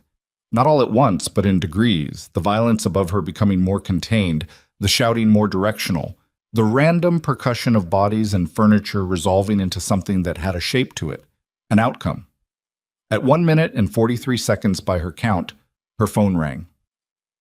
"It's done," Adrian said. His voice was rough at the edges in a way it hadn't been all week.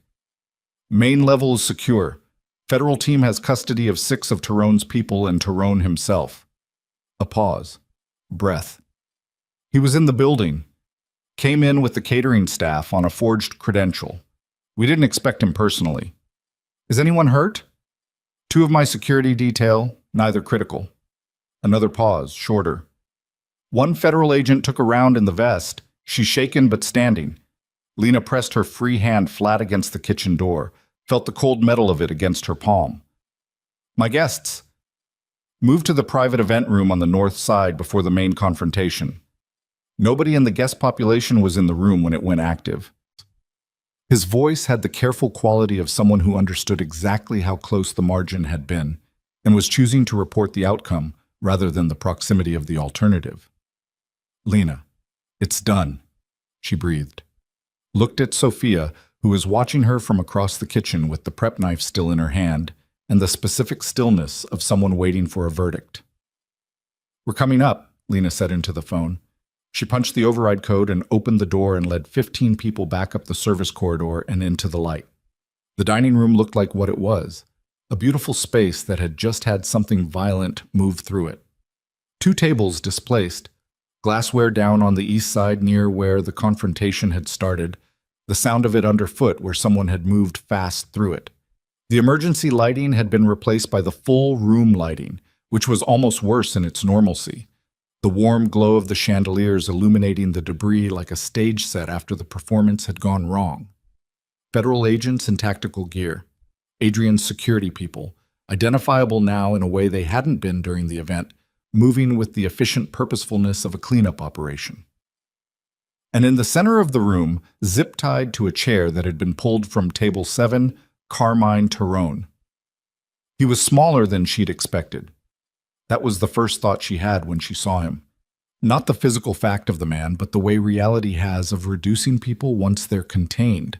60, maybe 62, with the compact build of someone who'd kept himself functional, silver hair, a face that had the texture of someone who'd spent decades reading rooms and making calculations in them. He was looking at the table in front of him with the specific stillness of a man who was doing math. She walked past him without stopping. She had things to do. Her guests needed to be addressed, her staff needed to be accounted for, and her restaurant needed to be assessed for damage that was going to require reporting and documentation and the kind of operational management that didn't stop being necessary just because the circumstances were extraordinary. She did all of it. She spent 40 minutes moving through the space, talking to guests in the holding room.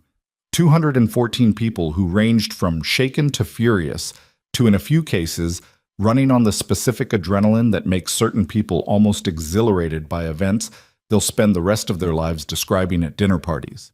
She gave them what they needed: clarity, calm, the sense that someone responsible was present and in command. She connected the most distressed guests with the federal liaisons who had arrived along with the additional law enforcement presence. She checked in with every member of her staff individually. She found Marcus in the service corridor. He was sitting on the floor with his back against the wall, his wrists zip-tied in front of him.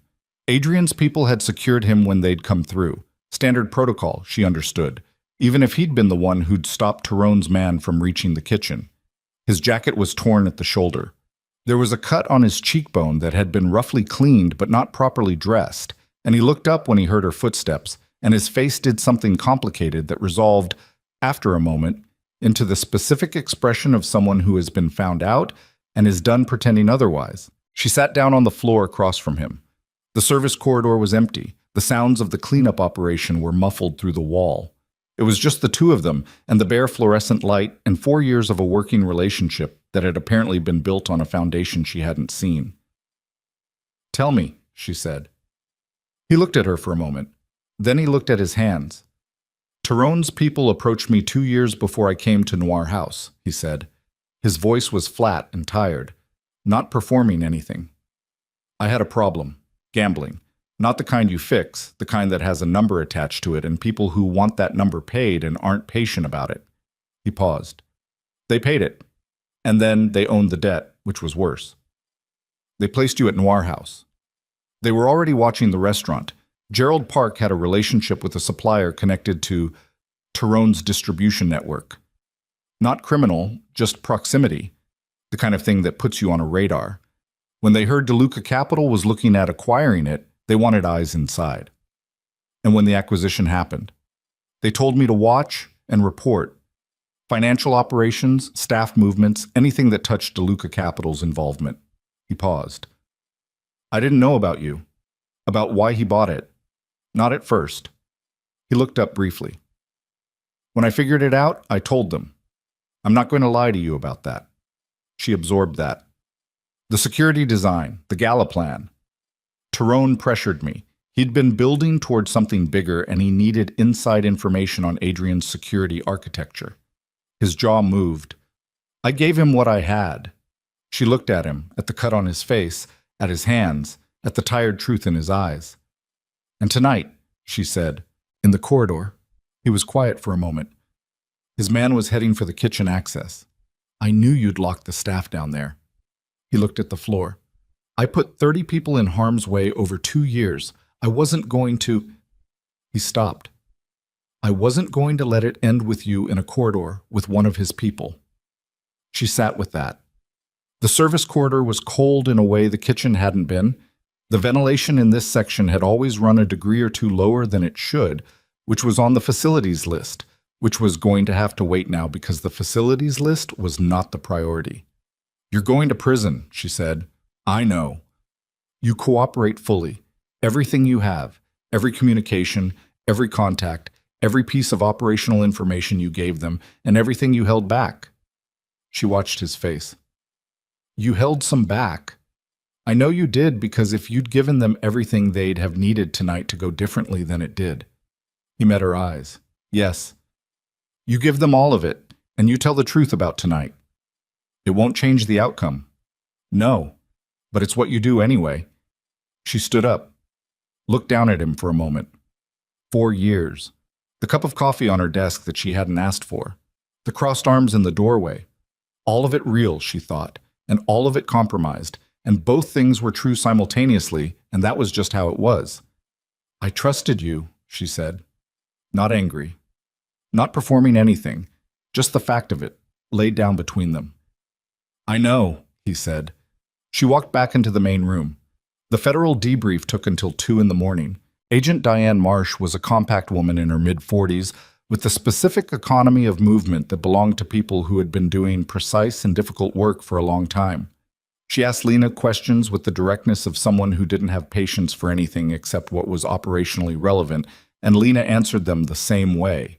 And somewhere in the middle of it, she became aware that Adrian was standing near the bar, watching the debrief with his arms crossed, and the flat, attentive expression he wore when he was monitoring something he wasn't part of. When Marsh finished with her, Lena walked to the bar.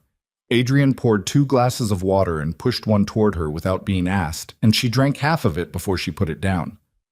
Tyrone, she said. Federal custody. The documentation package my team delivered to Marsh's office tonight covers 14 years of financial crime across 5 families. That goes to a grand jury within 60 days. He paused. The allied families are already distancing themselves. 2 of the 4 made contact with their legal teams within an hour of the arrests. When they find out what's in the documentation package, they'll be fighting the federal case individually, not cooperatively. So the coordination collapses. It's already collapsed. He picked up his own water glass. Set it down without drinking from it. Rao is cooperating. Marcus is cooperating. Between the 2 of them, Marsh has everything she needs to close the case without needing anything from me beyond the documentation. And you? She looked at him directly. Where does all of this leave you? He met her eyes. The DeLuca Capital legitimate operations are clean, have been for 4 years. The documentation I provided to the federal team identifies every point of historical intersection between the family business and organized crime, and it names the people involved, most of whom are either already in custody, deceased, or have been systematically removed from any operational role in the company over the past decade. A pause. My attorney has been in conversation with the federal prosecutor for 18 months.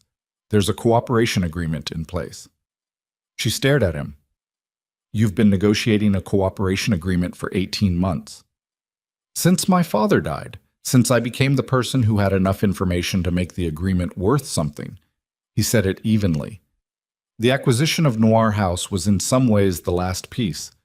Tyrone needed to be exposed as a direct threat, not a historical one, an active one, for the federal case to have the teeth it needed to reach the allied families. The gala was a calculated risk, and I take full responsibility for what that risk exposed you to. She breathed.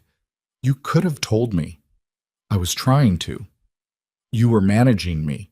I was... He stopped, looked at his water glass. Yes, I was managing you. I've been managing every variable I could reach for 10 years, and it's a habit that doesn't... He stopped again. His jaw was tight. You deserve better than being managed. I know that. She looked at the dining room, at the displaced tables and the broken glass still in the corner and the federal agents moving through the space she'd rebuilt. It looked like damage. It also looked underneath the damage, like itself. The bones of it were intact. The architecture that she'd come to know so well she could walk it in the dark hadn't changed. Was still there under everything that had been done to it tonight. What does it look like, one? She asked. 6 months from now. Your legitimate business, the cooperation agreement, all of it. Clean, he said. Smaller than it is now. Some of the holdings that can't be cleanly separated from the historical operations will be dissolved. The international investment structure survives. Noir House survives. A pause. I survive, legally. There's civil exposure on some of the historical activity, but the criminal exposure is covered by the agreement. And you stay in New York. That depends on things I don't know yet. He looked at her. Things I'd like to know. If there's any version of the next conversation where that's possible to discuss. She looked back at him, at the cut on his left hand that she hadn't noticed before. Sometime in the evening, something had opened the skin across 2 knuckles, and he hadn't mentioned it, and it had dried without being dressed. She reached across the bar and picked up a cocktail napkin and held it out. He looked at it, then at her. She put it down on the bar near his hand and took her water glass and pushed off the bar stool. "Come find me after the federal team clears out," she said. "We'll finish the conversation." The federal team cleared out at 3:15. The last agent to leave was Marsh, who paused at the door and looked back at Lena with an expression that was as close to acknowledgement as her face appeared capable of producing. "You managed a clean evacuation of the non-essential personnel," Marsh said, "under active conditions, without training." "I've been managing rooms under pressure for a long time," Lena said. Marsh looked at her for a moment more. Then she left. The restaurant was empty. The damage was visible in the full silence of the space. Not catastrophic, nothing structural, but real. The broken glass, the displaced furniture, the scuff marks on the floor near the east entrance where something heavy had gone down. She walked through it slowly, the way you walk through a space you're assessing rather than simply inhabiting, making the inventory automatically. Adrian was at the far end of the room near the window that looked out over the street when she completed the circuit and came to where he was standing. The street below was quiet. 3 in the morning in Manhattan, which wasn't the same as quiet anywhere else in the world, but was close enough that the city noise had softened to a low register, the distant sound of something, the occasional light moving through the dark. "Marcus?" he said. He hadn't turned when she walked up. "I should have identified him sooner." "You identified him before anything irreversible happened." "He had access to you for weeks that I—" "He also stopped one of Tyrone's people from reaching my staff tonight." She stood beside him, looked out at the street. "He made choices that put people in danger, and then he made a choice that pulled some of that back. I don't know what to do with that yet. But it's true." Adrian was quiet. "People are complicated," she said. "That's not an excuse. It's just what I've learned from managing them for 7 years. They're capable of more than one thing at a time." He looked at her then. In profile, in the dark of the window, she could see the tiredness in him properly, the full weight of what this week had cost, sitting in his face without the professional armor over it. "I have something to tell you," he said. "Something I should have told you the first night." She waited. "The investigator who found you," he said. "The journalist's photo. My team ran it 6 months ago." He paused. "I came to New York and I sat outside this restaurant for 2 evenings before I made any contact with Gerald Park." She looked at him. "You sat outside." "I needed to know—" He stopped, started again with the specific care of someone choosing words because they matter. "I needed to know if you were okay, if you'd built something, if you were—" Another stop. "I'd spent 10 years imagining the worst things, all the things that could have happened in the gap after the protection detail lost you. And I needed to see, before I did anything that might disrupt what you'd made, that what you'd made was worth protecting." "And?" "I watched you do closing on a Tuesday night," he said. "You were the last one out. You locked the front door, and you stood on the sidewalk for about 30 seconds before you walked to the subway, and you looked at the building the way people look at things they've made that they're not sure they deserve." Something in his voice had gone quiet in a way that wasn't the professional kind of quiet. "I knew then that I was going to buy the restaurant. I knew I'd probably blow up the life you'd built just by being in it. And I bought it anyway because you're not a man who walks away from things he's decided," she said. "No." He met her eyes. "But I'm trying to learn to ask before I act. I'm aware I have not done well at that this week." She held his gaze. "You did terribly at it." "Yes." "You made decisions about my life without telling me the stakes." "Yes." "You put me in a room with an active operation and called it a controlled environment." "Yes." "And you sat outside my restaurant for 2 evenings watching me lock up before you bought it, which is it." She exhaled. "I don't have a clean word for what that is." "I know. It's the kind of thing that would be deeply disturbing if the context were different." "I know." and I'm not sure the context makes it not disturbing. Also fair? She looked at the street. A cab moved through the intersection below, slow and yellow in the dark. She watched it until it turned. I'm angry, she said. I want you to understand that. Not at the choice you made 10 years ago. I think I understand that now, and I think you probably saved my life, and I think you paid an enormous price for it that I'm only beginning to understand the shape of. She paused.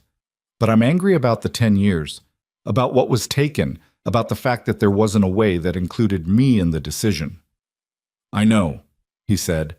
It was becoming the answer he gave when he'd run out of defenses and was just telling the truth. And I'm going to be angry about it for a while, she said. That doesn't go away because I understand the reason. I'm not asking it to. She turned and looked at him fully.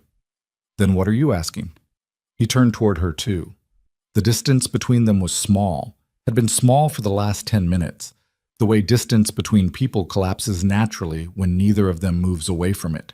In the window light, his face was tired and unguarded, and more like the face she'd known at 26 than at any point in the past 2 weeks. And she thought that this was probably what happened when someone finally put down everything they'd been carrying long enough to stand without it. I'm asking for the chance to be present, he said. Not to manage, not to protect from a distance. Present, in whatever way you decide that looks like. If it looks like nothing, I accept that. But if there's a version where it looks like something, I'd like to know what that version requires. She stood with that for a moment, with the weight of it and the history behind it and the question of what 10 years of silence costs and whether the payment has a duration or just a shape that you carry forward. It requires honesty, she said, before the fact, not after. Yes. It requires that when you're building a federal cooperation case that involves a gala in my restaurant, you tell me before you decide whether I'm a variable in the plan. Something like the ghost of something moved across his face. Yes. And it requires that you understand this. She gestured, a small motion that encompassed the room, the restaurant, the work of the past 7 years, is not a background to whatever you're dealing with. This is what I've built. It's the center. Everything else has to work around it. I understand that, he said. I understood it the first time I watched you lock that door. She looked at him for a long moment, at everything in his face that she could read now, and everything she couldn't yet, and the knowledge that the ratio would probably shift over time if she let it. She picked up one of the undamaged glasses from the bar behind her and poured 2 fingers of the Barolo that Danny had restocked before the service and hadn't been properly opened during the chaos, and she handed one glass to Adrian and kept one and leaned against the bar and looked at her restaurant. He stood beside her and looked at it too. It needs work, she said. We'll open the facilities line tomorrow. I'll open the facilities line tomorrow, she said. You can be consulted if I decide consultation is useful. She heard the breath he let out beside her. Not quite a laugh, not quite relief, but something in the neighborhood of both. Understood. They stood in the quiet of the emptied room and drank the wine, and the city moved outside the windows with its normal indifference to the things that happened inside the lit spaces it contained. After a while, she said, What happened to your hand? He looked at his left hand, at the dried cut across the knuckles. East entrance, when Tyrone came through with his people. You were in the room. Yes. You were supposed to be managing from the security position. I was managing from wherever I needed to be. She set down her wine glass and went behind the bar and found the first aid kit under the service station, which was where first aid kits lived in restaurants that were run properly. She came back around and stood in front of him and opened it on the bar and cleaned the cut with the specific efficiency of someone who had dealt with kitchen injuries for 7 years, who understood that the body had to be maintained because it was the instrument everything else ran on. He let her do it without comment. His hand was still in hers, and she could feel his pulse in his wrist, steady and real, and she put a bandage on the cut and pressed the edges flat and let go. Thank you, he said. She put the first aid kit away, picked up her wine. Don't make a thing of it. I'm not making a thing of it. You have a face that's about to make a thing of it. My face is doing nothing. Your face is doing something. She looked at him sidelong. It's fine. Don't say anything. He didn't say anything. He drank his wine and looked at the room, and she could see in his peripheral expression the thing he wasn't saying. And she thought that there was something to be said for people who could hold things without immediately converting them into words. It was a quality she'd spent her adult life cultivating, and she recognized it in him as something real, not performed. The wine was good. The room needed work. The city was still there outside the windows, indifferent and alive, doing what cities do. She thought about the woman who had stood on a sidewalk 7 months ago, not knowing someone was watching her from a car, who had locked her restaurant and walked to the subway and thought about tomorrow's inventory and the supplier issue and the thing the evening chef needed to discuss about the fall menu. Who had been, in that moment, exactly as alone as she'd believed herself to be. And also not alone at all, in the specific way that people can occupy the same space in someone else's mind across enormous distances, across silence, across a decade of absence that had been absence in form only. She thought about all the time, the sheer weight of it. And then she tried, very deliberately, to put it down. Not forgive, not forget, not paper over the cost of it with the relief of the outcome, just put it down. Let the past be the shape it was, carried but not dragged. Let this moment be what it actually was. Two people standing in a room they'd both paid to be in different currencies, over different years, drinking wine in the dark after surviving something difficult.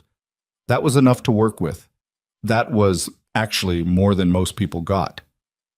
The reopening, she said, after repairs. What about it? I want to do it without it being a security operation. He glanced at her, define without. Normal event, guests, no tactical gear under the catering uniforms. She paused. You can be there, as a guest, not as the owner managing a variable. He looked at her for a moment. As a guest. With a reservation, like a person. I own the restaurant. I know. I'm asking you to pretend for one evening that you're a person who made a reservation because you heard good things about the food. The ghost of something moved across his face again, more committed to being an expression this time. And if I like what I find when I get there? She looked at him steadily. Then you come back. And we figure out the rest of it as we go, like people who are still in the process of knowing each other. She picked up her glass. Which is what we are. He was quiet for a moment. Then, when's the reopening? 3 weeks, if the facility's work moves fast. It'll move fast. I know it will. She finished her wine, set the glass down with a small, precise sound. I'm going home. There's a car? Yes. Not an armored convoy. A car, he said. One car. Good. She picked up her bag from behind the bar, moved toward the front of the restaurant, toward the door, through the space she was already beginning to see in its repaired version, the version it was going to be in 3 weeks, the room that had been a wreck and become something and survived a night that could have ended it and would instead just be part of its history. Every room that's worth anything has a history. The ones that last are the ones that can hold it without being buried by it. At the door, she stopped and looked back. He was still at the bar, his wine in his hand, watching her with the particular attention of someone who has been watching someone for a long time and intends, if permitted, to keep doing it. 3 weeks, she said. 3 weeks, he said. She opened the door. The city came in. The sound and the cold and the particular quality of 4 in the morning when Manhattan has run itself down to its lowest register, and you can almost hear the machinery of it beneath the noise. She stood in the doorway for a moment with the city at her back and the restaurant behind her, and the 10 years somewhere in the space between them where it would probably always be, because things like that don't disappear, they just find their place. Then she stepped out. The door closed behind her. She walked to the car. She didn't look back at the window, though she knew he was at it. Some things you know without checking. Some things you've known for long enough that looking would be redundant. The car pulled out and moved into the street, and the city opened up around her. All its lights and indifference and motion, the thing that had held her for 7 years without asking anything back. She watched it pass through the window and thought about the morning, about inventory, about the facilities call she was going to make at 9 o'clock, about the menu for the reopening, which was going to be different. Better, actually. She had ideas she'd been sitting on for months, that the old ownership had never approved, and that she was going to implement now without asking anyone's permission. She thought about 3 weeks. She thought about a man with a reservation sitting at a table in a room she'd built, eating food she'd chosen, in a restaurant that bore the name of the darkness it had been designed to push back against. Noir house, dark house, the place you make into the place you meant it to be. She looked out the window at the city going past. She breathed. She let the night move. It was enough, for now. It was more than enough. It was the beginning of whatever came after the end of the old story. Not a clean page, nothing was ever a clean page, but the same page turned over to the side that still had space on it. She was still writing it. That was the part that mattered. That was the part that had always mattered.